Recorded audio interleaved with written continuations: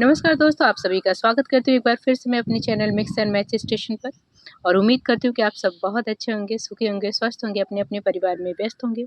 मैं भी बहुत अच्छी हूँ और आज का जो भोजपुरी गीत है वो बहुत ही मज़ेदार है। आज हवा थोड़ी तेज़ है तो पीछे से आपको हवा की आवाज़ आ सकती है। तो चलिए शुरू करते हैं।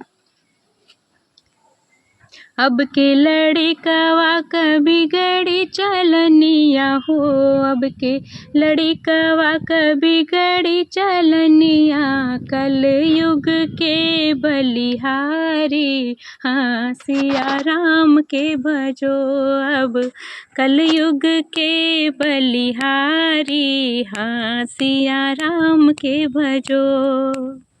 अब के लड़िकवा क बिगड़ी चलनिया हो, अब के लड़िकवा क बिगड़ी चलनिया, कलयुग के बलिहारी हाँ सिया राम के भजो। हे जी कलयुग के बलिहारी हाँ सिया राम के भजो।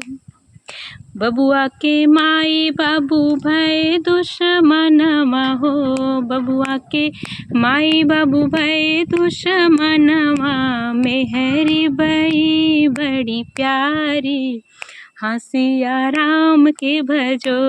अब मेहरी भई बड़ी प्यारी हाँ सिया राम के भजो। अब कलयुग के बलिहारी हाँ सिया राम के भजो।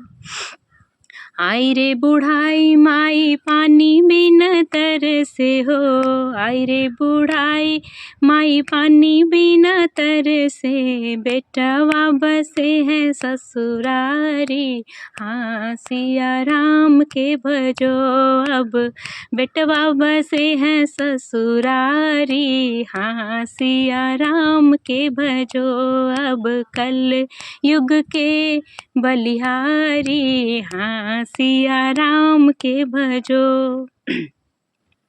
घरे बहिनिया बिरन बिन तरसे हो, घरे बहिनिया बिरन बिन तरसे, प्यारी भई सरहज सारी हाँ सिया राम के भजो।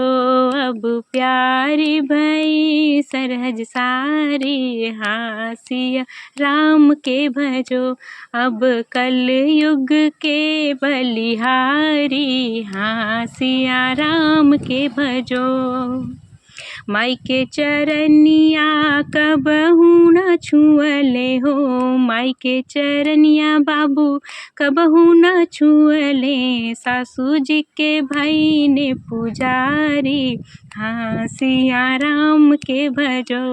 अब सासू जी के भाई ने पुजारी हाँ सिया राम के बनो। अब कलयुग के बलिहारी हाँ सिया राम के भजो। सासु ससुर अस भई निर्दयिया हो, सास ससुर अस भई निर्दयिया, बस घर दिहले उजारी हाँ सिया राम के भजो। अब बस घर दिहले उजारी हाँ सिया राम के भजो।